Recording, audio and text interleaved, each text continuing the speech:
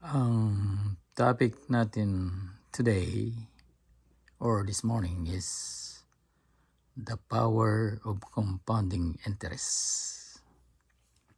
Okay, as you see on this example, the question is who will earn more?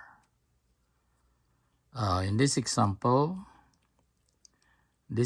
shows how the earlier a person takes advantage of compound interest, the more time that money has to grow.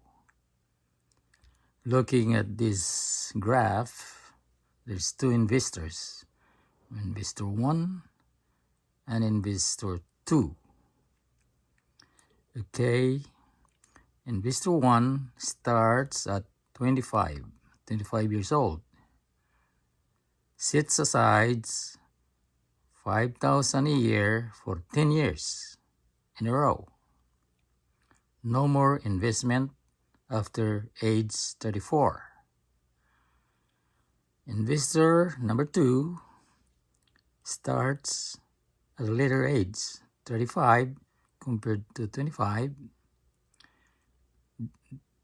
Invest 5,000, same investment, 5,000 each year for 30 years. This one is 10 years, nag-stop na. Ito, nag-invest siya each year for 30 years in a row until reaching age 65. Ito namang isa, 10 years lang siya nag-invest.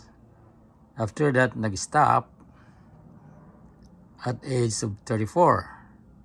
Si 25 siya, 34 nag-stop na siya maglagay ng pera. Ito nag-start mag-invest nung 35 siya, continuous until the age of 65.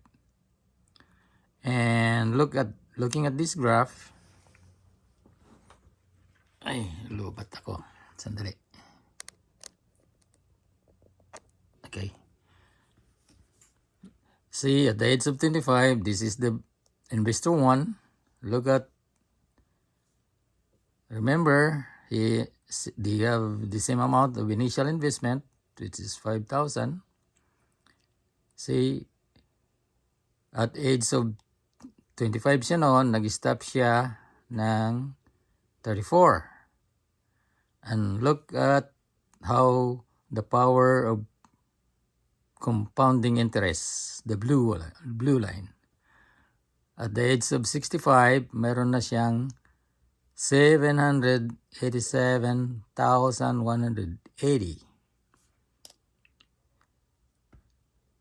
While investor number 2, nag-start siya ng 35 and continue putting money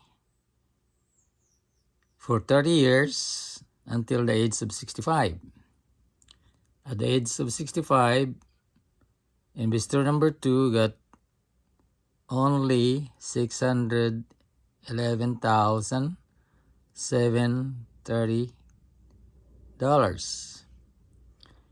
See the difference?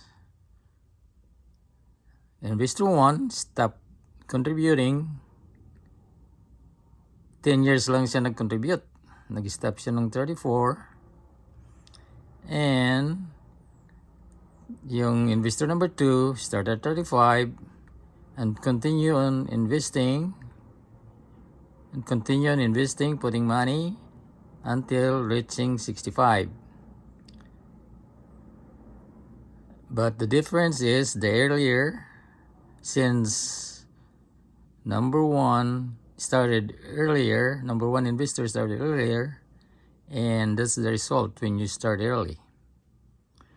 Yan ang sinasabi ni Albert Einstein, the power of compounding interest is the 8 wonders of the world.